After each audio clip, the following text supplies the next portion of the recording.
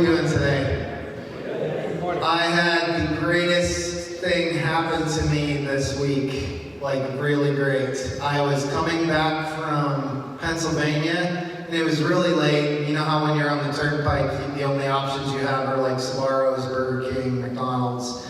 So I stopped at Burger King and got 2 chicken sandwiches, which are caloric, if you will.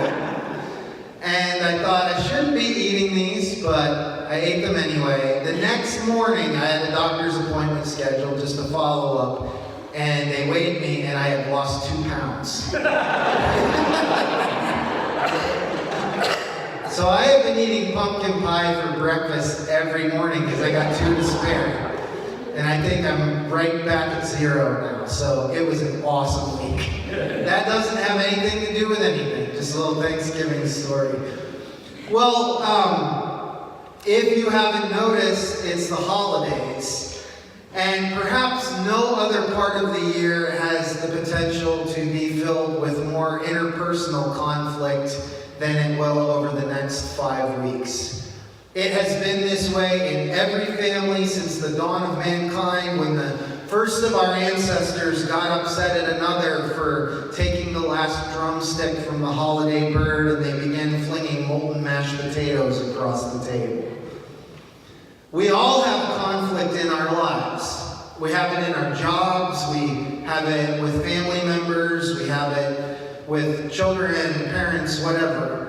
Ancient animosity sometimes exists between both sides of our family.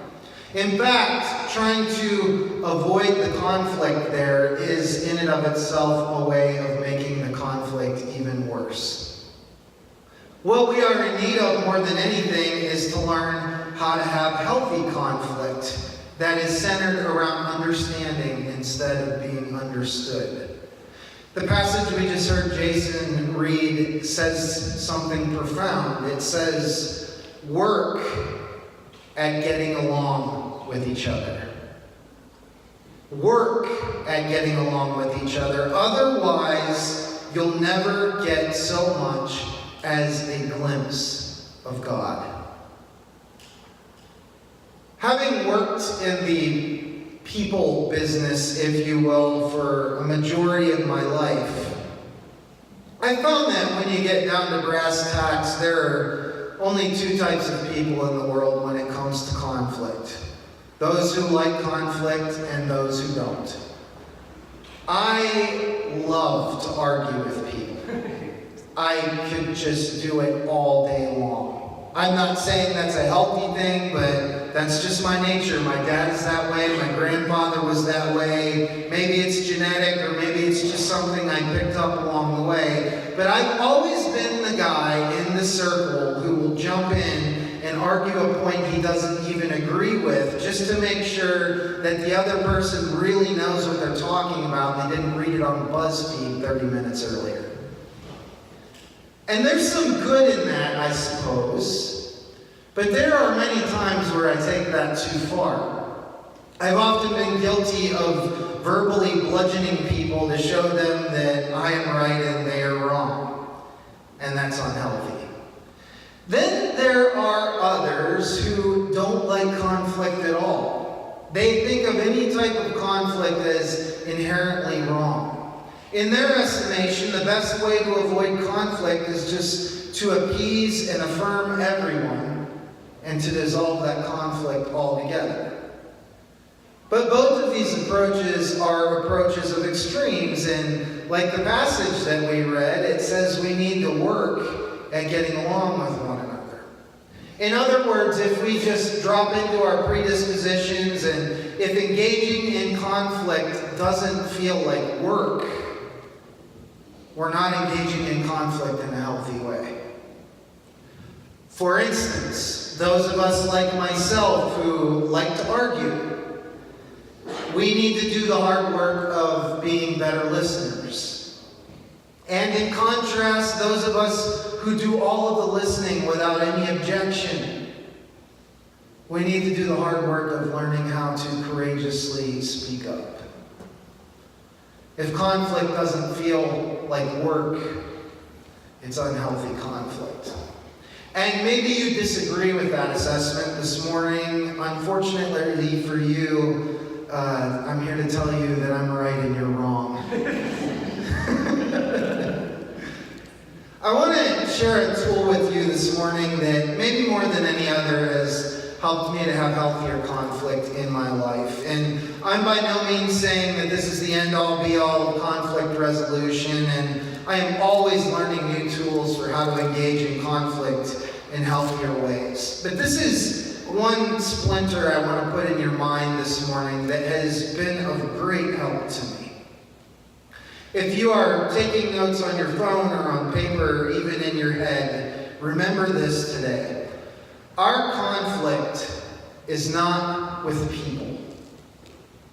Our conflict is with the God in people. Our conflict is not with people. Our conflict is with the God in people. There's an old story about this old stone monastery that was tucked away in the middle of a picturesque forest. For many years, people would make the significant detour required to seek out this monastery. The peaceful spirit of the place was healing for the soul, it was told. But in recent years, fewer and fewer people were making their way to this monastery. The monks had grown jealous and petty in their relationships. Animosity was felt by all those who visited. And the abbot of the monastery was distressed by what he saw happening, and he poured out his heart to a good friend of his, Jeremiah, this wise old rabbi. And having heard the abbot's tale of woe, he asked if he could offer a suggestion, and the abbot responded, "Please do, I'm desperate, I want to hear what you have to say, anything you can offer." And so the rabbi said that he had received a vision. And the vision was this, that the Messiah was living among the ranks of the monks. And the abbot was flabbergasted. One among his own was the Messiah. Who could it be? He knew it wasn't himself, but who? And so he raced back to the monastery and he shared this exciting news with his fellow monks. And the monks fell silent as they looked into each other's faces, thinking, is that one the Messiah? Is this one the Messiah? And from that day on, the mood in the monastery changed. Joseph and Yvonne started talking again. Pierre and Ibu left behind their anger and sought out each other's forgiveness. The monks began serving each other, looking out for opportunities to assist, seeking healing and forgiveness where offense had occurred. As one traveler then another traveler found their way to the monastery, word started to spread about it again, about the remarkable spirit of the place. People once again took the journey to the monastery and found themselves renewed and transformed, all because those monks believed the Messiah was among them.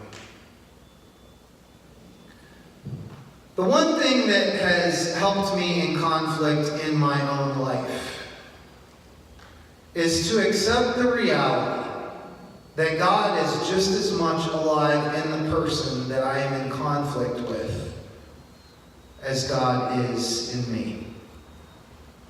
And if I can keep that in my mind when I get in a disagreement with someone, it helps me to ease up a little bit on getting my point across and to listen better. Why? Because if I'm really honest with myself, I understand that all that I see and all that I feel and believe about the world is, in reality, those are things that I have added to the raw base of God alive in me. In other words, my preferences are just my preferences. There is so little in life that is absolute. Most of it's just my opinion that I back up with material data and emotional data to make myself feel right. However, when I'm in conflict with another person, if I can just start at a point of acknowledging that they are alive and breathing and able to think think and articulate their feelings because God is living in them, it helps me to see that they are arriving at their conclusions for their own valid reasons. And from that perspective, it stops becoming about who is right and who is wrong, and instead about how we can come to an understanding of the other's opinions and beliefs about a thing. And in that sense, there is, unfortunately, no right or wrong, even though we would like for there to be. Not that there aren't things that aren't right or wrong, but think about your life for a second. Most of the everyday disagreements and little bitter exchanges we have with people are based on nothing more than preferences and opinions. It doesn't matter whether you squeeze the toothpaste tube from the top or the bottom, even though I genuinely believe you should roll it up from the bottom. Our conflict is not with people. Our conflict is with the God and people. And when we take that to heart, we often see that the thing that we want from one another is the very same thing: to resolve the conflict. And our focus will shift back on itself, and we will start asking, how can I serve this person that's in front of me that I'm having a disagreement with? How can I serve them best by serving the God in them? We start treating the people in our lives as containers of God instead of containers of opinions and tastes that we fundamentally disagree with. In the Unitarian tradition, during their time of the service, what we call passing of the peace here, they have a custom like that in their tradition too, but instead of saying, peace be with you, and then the person responds also with you, they say during that moment in their worship, the God in me greets the God in you. I love that. Imagine what that would do, not just to interpersonal conflict in our world, but conflict between different traditions, different faiths, different political ideologies. Imagine what that would do if we took that kind of a stance with everyone. Yes, it takes work to do that. All good things take work. But imagine what that could do. One of my favorite authors is a man named Dr. Eknath Eastman. He taught the first accredited course on meditation at Berkeley. And I love to read his writings. I have a daily devotional of his that I go through, but he tells this story about this topic that blows me away every time I read it. He writes, "Every New Year's Eve, while the rest of the family was sleeping, my grandmother would put out a shrine made of flowers, brassware, gold jewelry, ripe fruit, and lighted oil lamps. The next morning on New Year's Day, she would gather the family together and have us cover our eyes. Then she would lead us to the shrine. While we were all standing in front of the shrine with our eyes still closed, she would ask us, 'Would you like to see the Lord?'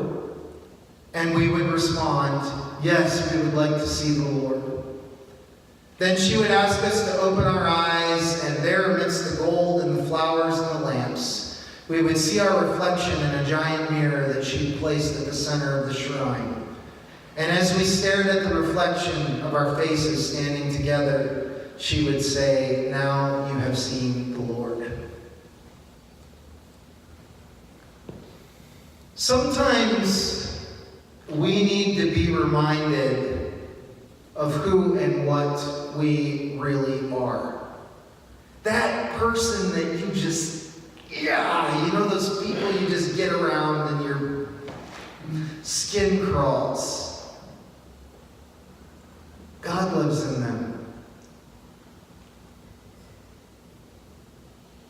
That person that hurt you so many years ago that you're still getting over, and maybe you never will. God lives in them. God lives in our enemies as much as God lives in our friends. And the hard work of spirituality is to not look on the outer appearance, but to look on the heart in empathy and understanding. To realize that we're all trying to hold this together with duct tape and baling wire. And that we need one another. This week, when you look in the mirror, I want you to remember that you are seeing the Lord being reflected back to you in your own unique expression. Be kind to yourself. Be gentle with yourself.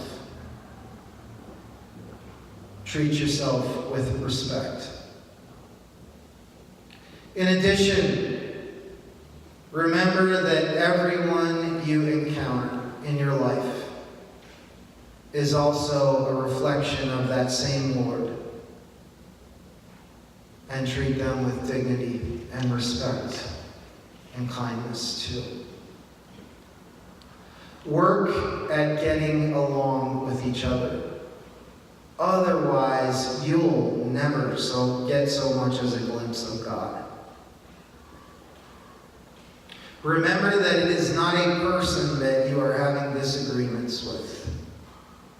It is their own expression of the same God that is living in you, working its way out in their thoughts and their opinions and their leanings. And we're all entitled to those things. When we accept that as it is, we're starting to see the God in all of us. Let's pray.